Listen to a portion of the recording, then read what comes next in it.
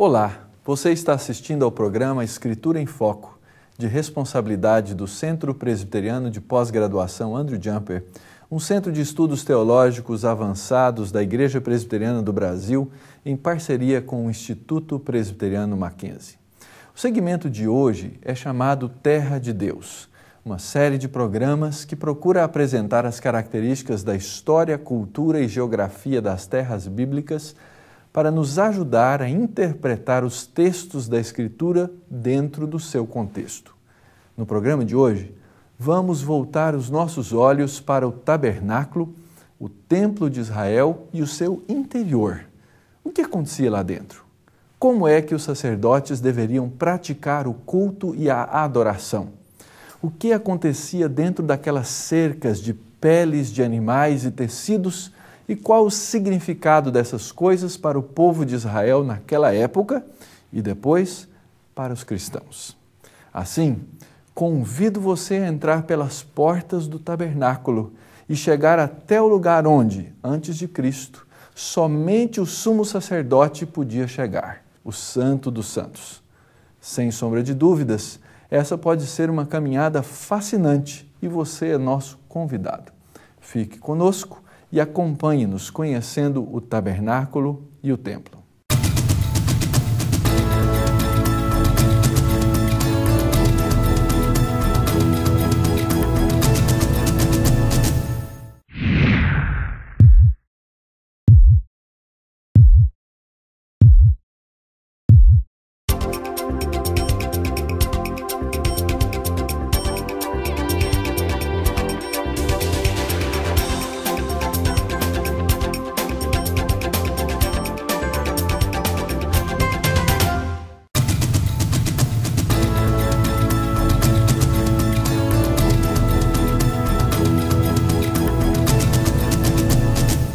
Da mesma forma que muitas das histórias narradas nas páginas da Escritura, a história do tabernáculo começa no deserto. O cenário geral do estabelecimento do tabernáculo e depois do templo é o tema de outro programa dessa série. Nosso foco hoje é entender o significado dos rituais prescritos por Deus a Moisés e seu povo quando ainda encontravam-se na região do Monte Sinai, ali no deserto, depois da saída da escravidão no Egito. Mas por onde poderíamos começar a abrir essas portas? Para nos ajudar a entender isso, existem vários recursos gráficos que podem ser vistos em bons livros, na própria internet e em réplicas do tabernáculo. Uma dessas réplicas encontra-se no deserto de Tímna, na região sul de Israel. Vamos ver algumas fotos daquele lugar. Ela é baseada, como as outras réplicas, nas narrativas dos livros de Êxodo, que narra a saída do povo de Israel do Egito até o Sinai, e no livro de Levítico, que descreve os rituais que deveriam acontecer no tabernáculo. Existem, inclusive, jogos com encartes para você poder montar o modelo do tabernáculo e estudar lá na sua casa. Esses são bons recursos que você pode procurar. Um primeiro detalhe importante e que não pode ser esquecido é que o tabernáculo era uma construção móvel, ou seja, ele precisava ser montado e desmontado à medida que o povo caminhava em direção à terra prometida. A posição do tabernáculo é sempre simbólica. Por exemplo, quando estava montado, ficava numa posição central, mostrando a presença de Deus no meio do seu povo. Quando em movimento, os levitas que o carregavam faziam-no na dianteira do povo e entre as colunas das tribos, mostrando que Deus é quem conduz e dá direção na qual o seu povo deve caminhar. Sempre que montado no meio das tribos de Israel, era o lugar central do culto, onde o israelita piedoso e temente a Deus recorria buscando o perdão e a misericórdia do Senhor. Os rituais praticados ali, grande parte sacrifícios de animais, eram didáticos e funcionavam como um tipo do grande sacrifício preparado por Deus para dar o perdão definitivo ao seu povo. Nós podemos dividir as atividades do tabernáculo em diferentes classes: o culto diário, o culto do Shabat, as grandes festas e os sacrifícios individuais. Num dia típico no tabernáculo, o sacrifício era feito 2 vezes, ao amanhecer e ao entardecer. Esses 2 sacrifícios eram holocaustos, ou seja, animais totalmente queimados, acompanhados por outras ofertas. Êxodo capítulo 29 prescreve como seria feito esse culto diário. Isso é o que oferecerás sobre o altar. 2 cordeiros de 1 ano, cada dia continuamente. Um cordeiro oferecerás pela manhã e o outro ao pôr do sol. Com um cordeiro, a 10ª parte de 1 efa de flor de farinha, pouco menos de 2 quilos, amassada com a 4ª parte de 1 hin de azeite batido, um pouco menos de 1 litro. E para a libação, a 4ª parte de 1 hin de vinho. O outro cordeiro oferecerás ao pôr do sol, como oferta de manjares, e a libação, como de manhã, de aroma agradável, oferta queimada ao Senhor. Esse será o holocausto contínuo por vossas gerações, à porta da tenda da congregação, perante o Senhor, onde vos encontrarei para falar contigo ali. Imagine que os sacerdotes precisavam fazer isso todos os dias em que a tenda estivesse armada. E depois, todos os dias no templo.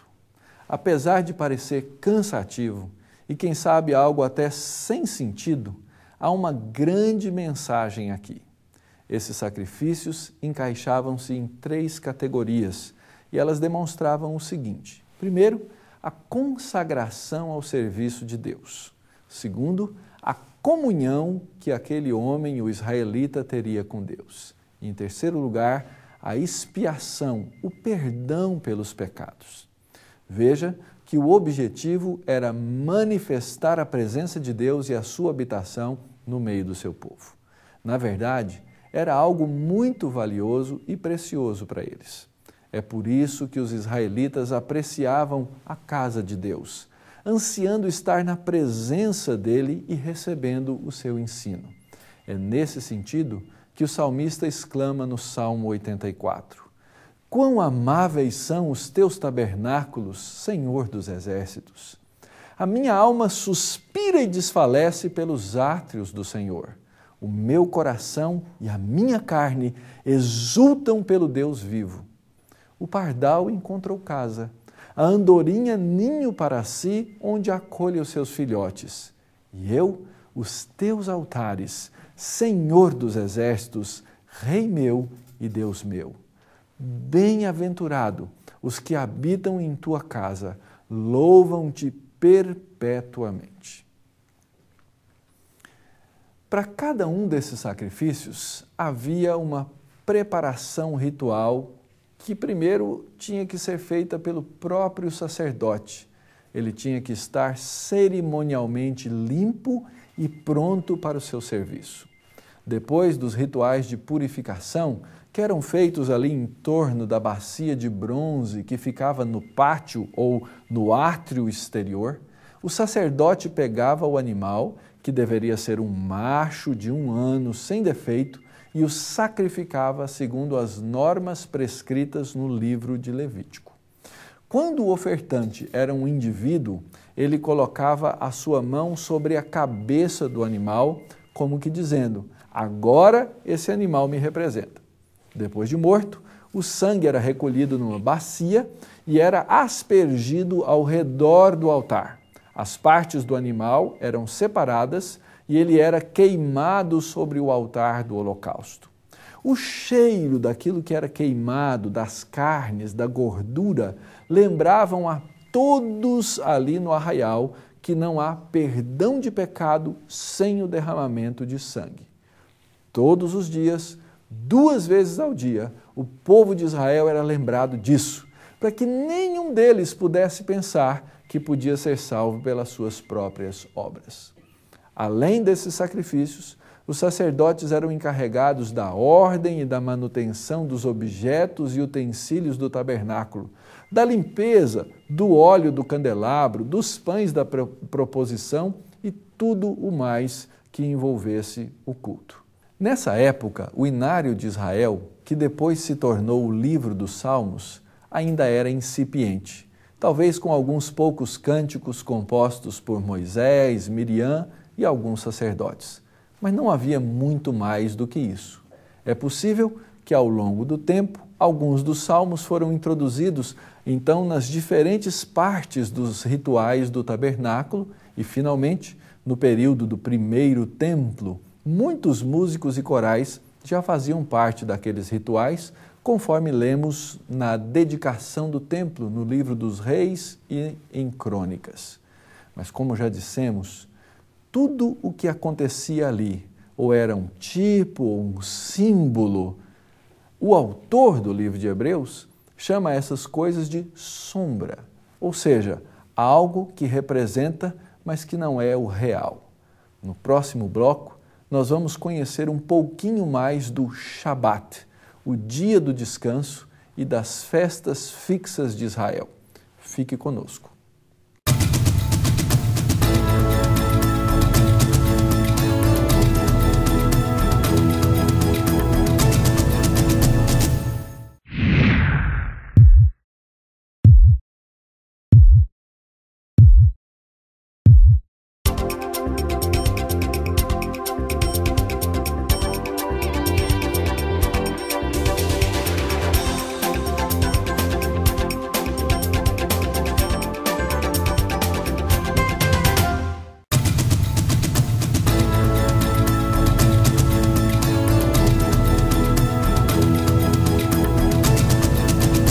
Você está assistindo o programa Escritura em Foco na série Terra de Deus.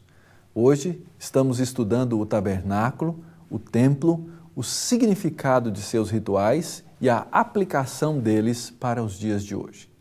No bloco anterior, vimos um pouco do que acontecia no culto diário no tabernáculo. Porém, após os 6 primeiros dias da semana, chegava o Shabat, um dia muito especial, separado, santo.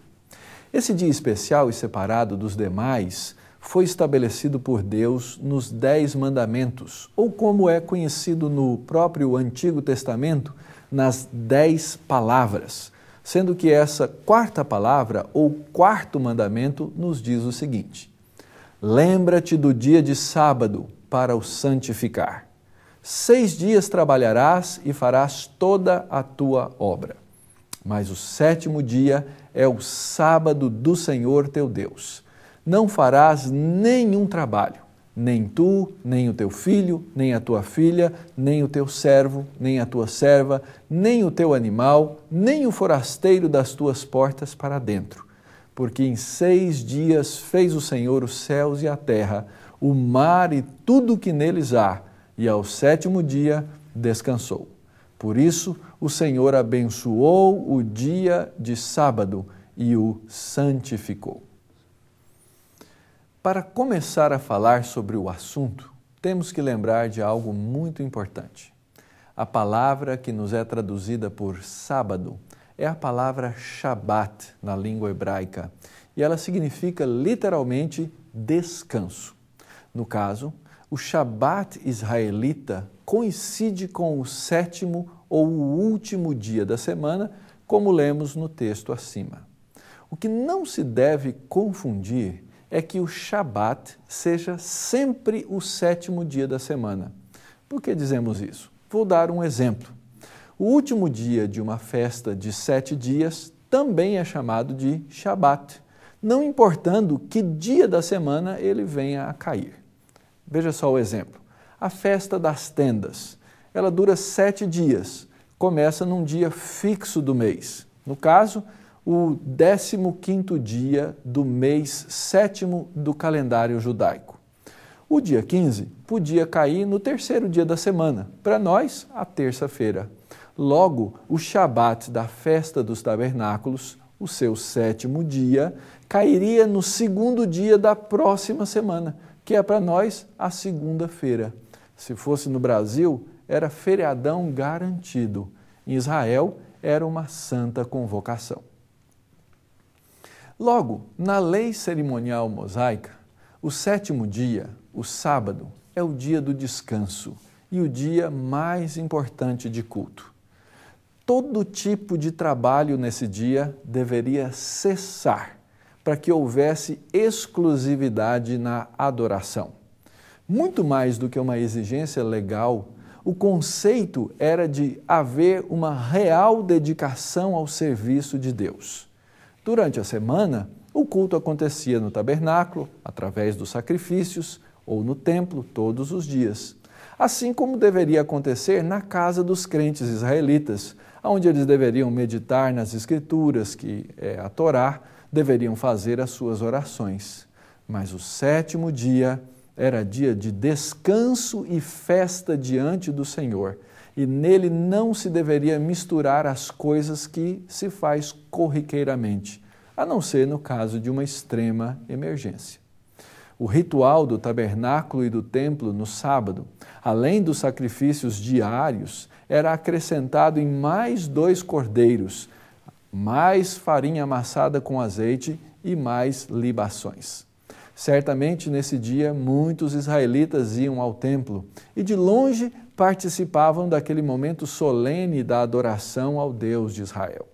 Muitos filhos acompanhavam os pais e eram instruídos no significado dos sacrifícios e na esperança do perdão, da graça e da misericórdia que eram derramados da parte de Adonai, o Senhor Deus de Israel, sobre aqueles que esperavam nele. Além desses sacrifícios constantes de animais, eram feitas também ofertas de manjares.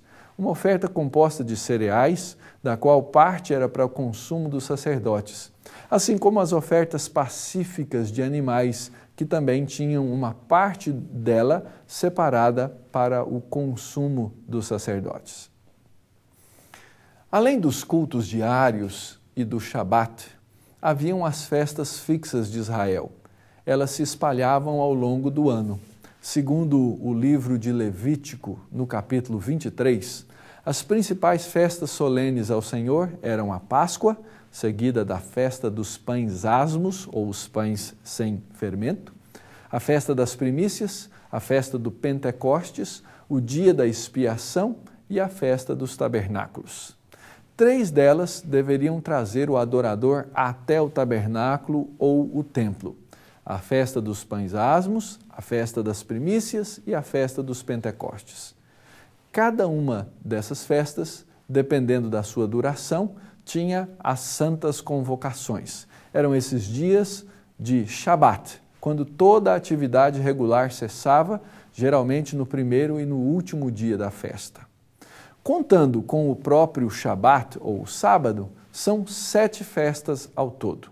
Havia, entretanto, outras festas que não eram tão importantes como essas no calendário anual, mas certamente com um significado vital para o povo de Deus. Em tudo isso, devemos nos lembrar que os sacrifícios e as festas ligadas ao tabernáculo e ao templo estabeleciam o padrão de Deus para a adoração do seu povo. Toda essa regulamentação sobre a adoração mostra como o culto a Deus é a área mais importante na vida daquele que crê. Assim, Deus é quem estabelece os padrões para ser adorado. A adoração do seu próprio nome precisa ser feita segundo aquilo que ele prescreve. Mostra-nos assim, então, que o culto deve ser feito com reverência e alegria diante dele. Aliás, ao vermos todos esses exemplos da adoração prescrita por Deus no Antigo Testamento, devemos refletir sobre o seu significado para nós hoje. Uma distinção muito útil é a distinção entre a adoração privada e a adoração pública. Na adoração particular, nós apresentamos o nosso coração diante do Senhor em confissão de pecados íntimos, das nossas necessidades, dos nossos dilemas e a nossa gratidão pelas vitórias que Deus nos dá diante da sua santidade. Isso representa a nossa vida como um sacrifício vivo, santo e agradável a Deus, que é o nosso culto racional, conforme nos ensina o apóstolo Paulo em Romanos capítulo 12. Esse sacrifício vivo, que é o nosso culto de vida, implica na aplicação da verdade de Deus para as coisas do nosso dia a dia. No culto público, nos apresentamos diante do Senhor como comunidade, como corpo de Cristo que somos. Fazemos coisas semelhantes às que fazemos no nosso culto individual, mas agora fazemos em conjunto. É no culto público que temos o grande privilégio de, como comunidade, cantar, orar, ouvir a palavra e receber a ministração dos sacramentos instituídos pelo Senhor, a ceia e o batismo, que substituem a Páscoa e a circuncisão da lei de Moisés. Por isso, é fundamental que o cristão busque a orientação da Escritura para o culto e não o faça segundo a sua própria imaginação ou ideias humanas. O verdadeiro adorador, que adora em espírito, que é a orientação do Espírito Santo de Deus, e em verdade, ou seja, debaixo da graça de Cristo, que é a verdade, e da sua doutrina, conforme nos é ensinada nas Escrituras, ele sempre busca adorar conforme ensinado na palavra. No último bloco, nós veremos a respeito da validade desses rituais em nossos dias e uma história que pode ilustrar este princípio.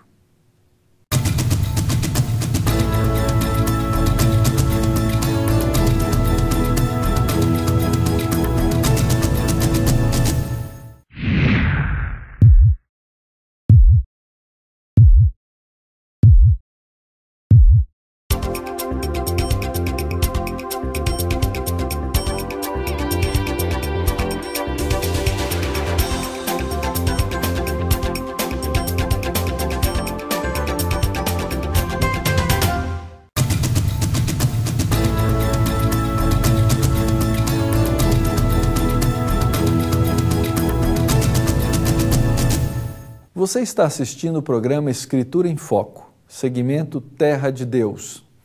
No bloco anterior, nós aprendemos sobre os sacrifícios, o Shabat e como eram as festas de Israel. Mas qual é a aplicação maior e mais importante de todas elas para o cristianismo? Qual é o seu significado último? Qual era o objetivo de todos esses sacrifícios e rituais feitos no tabernáculo e no templo? Para que eles apontavam? Quero contar uma história, como uma ilustração. Essa história é fictícia, ela não aconteceu de fato, mas podemos imaginar que algo assim pudesse acontecer. Certo dia, um pouco depois do ano 30 da chamada Era Comum, um homem de pouco mais de 30 anos de idade se apresenta no templo, na fila dos israelitas que vieram para apresentar o sacrifício pelo pecado. Na fila, vários homens, chefes de família, alguns acompanhados de seus filhos pequenos, eram atendidos pelos porteiros, levitas escalados para aquela função, segundo a ordem de suas famílias.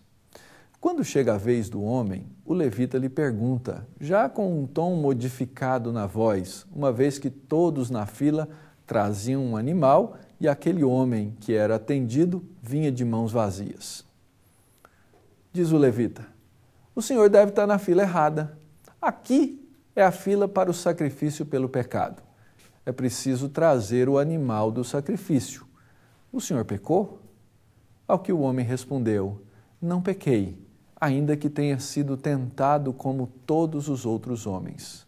Ah, então o senhor deve ir para outro lugar, a não ser que seja o sacrifício pela culpa ou pelos pecados desconhecidos. Mas mesmo assim, o Senhor não trouxe animal nenhum. O homem da fila respondeu, não tem problema, Adonai proverá o sacrifício. Posso entrar agora? O levita disse, não é possível. Como o senhor pode ver, todos os que entram aqui têm que trazer o animal do sacrifício para inspeção. O sacerdote não vai recebê-lo desse jeito e, se insistir, teremos que levar o caso ao sumo sacerdote. O homem da fila respondeu, não tem problema, eu sou o sumo sacerdote. Nessa altura, o levita arregala os olhos e pergunta, O senhor é da tribo de Levi, da família de Arão? Eu nunca lhe vi por aqui. Além do que, os rituais de purificação desse turno já se encerraram. De que ordem sacerdotal o senhor é na família de Arão? O homem da fila responde: eu sou da ordem de Melquisedeque. Como? Essa ordem só existiu antes da lei de Moisés, na época do nosso pai Abrão, e não temos notícia de nenhum descendente de Melquisedeque. Mais ainda, o que está valendo hoje é a lei de Moisés. O homem da fila responde: não se preocupe, eu não vim quebrar a lei, mas eu vim cumpri-la completamente. Posso prosseguir agora? Senhor, se eu deixá-lo entrar no seu estado de impureza, tudo o que o Senhor tocar aí dentro se tornará impuro. O Senhor não pode ir nem no átrio externo sem o sacrifício.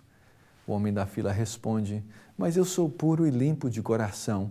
Nada do que eu tocar pode se tornar impuro.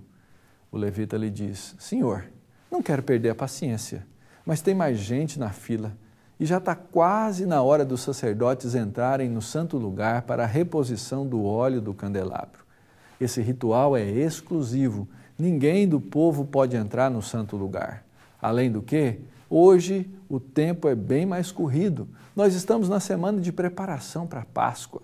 As multidões estão chegando de todos os cantos e nós temos muitos preparativos a fazer. Serão milhares de cordeiros imolados daqui a alguns dias.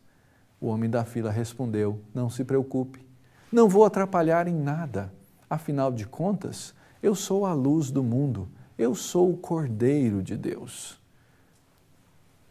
A essa altura, o levita estava a ponto de chamar os guardas, também levitas responsáveis pela segurança do lugar. Mas alguma coisa o impediu de fazê-lo, porque apesar das coisas que o homem da fila dizia parecerem loucura, ele falava como quem tinha autoridade e com uma calma serena, como se estivesse na sua própria casa. Diante disso, o levita arguiu: Senhor, com que autoridade dizes essas coisas? E o homem da fila respondeu: com a autoridade de meu pai. Essa é a casa dele e ele me aguarda. O levita já estava perplexo. O Senhor está dizendo que é o Filho de Deus? Alguns na fila, já impacientes e ouvindo a conversa, começaram a balbuciar e outros a até gritar: blasfêmia! Mas o homem continuou falando: é necessário que meu sacrifício seja apresentado em favor de muitos, para a propiciação dos pecados do povo. O levita foi ficando mais estarrecido ainda e diz: agora o Senhor está me falando que vai prestar o sacrifício no Santo dos Santos, sobre o propiciatório, em cima da arca? Ali, meu amigo, só entra o sumo sacerdote uma vez por ano, no dia da expiação. E se ele não estiver purificado, ele morre na presença de Adonai. Qualquer um que abrir aquelas cortinas morre, até as crianças em Israel sabem disso. O homem da fila olha para ele mais uma vez serenamente e diz: lhe digo de novo, não tema. Meu pai vai abrir as pesadas cortinas de cima a baixo e vai receber o sacrifício perfeito para que todo aquele que nele crê, por meu intermédio, não pereça, mas tenha a vida eterna.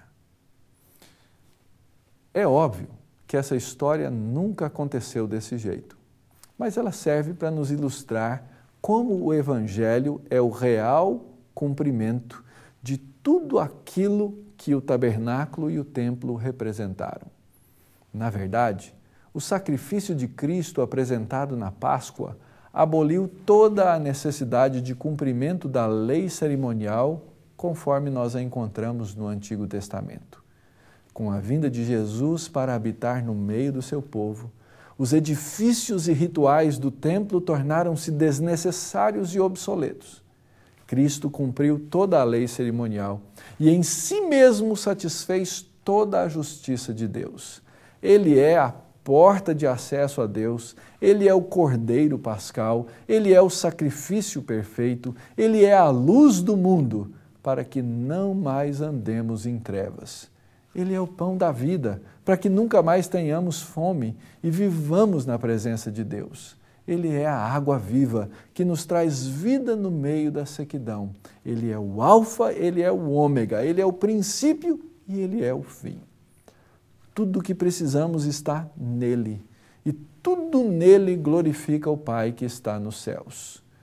Tudo que estava latente em cada ritual do Antigo Testamento agora foi cumprido. Mesmo tendo sido abolidos na prática, o ensino daqueles rituais a respeito do zelo, do padrão do louvor, das ações de graça, da confiança, da pureza e serviço que devemos a Deus, continuam sendo os mesmos. Jesus Cristo é o grande sumo sacerdote que sacrificou a si mesmo, ressuscitou e entrou no lugar santíssimo, na própria presença de Deus nos céus, a fim de nos aproximar do Pai. Portanto, façamos como sugere o autor da carta aos Hebreus. Tendo, pois, a Jesus, o Filho de Deus, como grande sumo sacerdote que penetrou nos céus, conservemos firmes a nossa confissão, porque não temos sumo sacerdote que não possa compadecer-se das nossas fraquezas. Antes, foi Ele mesmo tentado em todas as coisas, à nossa semelhança, mas sem pecado. Acheguemo-nos, portanto, confiadamente junto ao trono da graça, a fim de recebermos misericórdia e acharmos graça para socorro em ocasião oportuna. Esse é o chamado de Deus para o estudioso da Bíblia e aquele que quer conhecer essa liberdade que existe em Cristo Jesus. Esse foi o programa Escritura em Foco, série Terra de Deus. Se você tiver dúvidas ou sugestões, escreva para o e-mail que está na sua tela, escrituraemfoco@mackenzie.br. Que Deus o abençoe ricamente.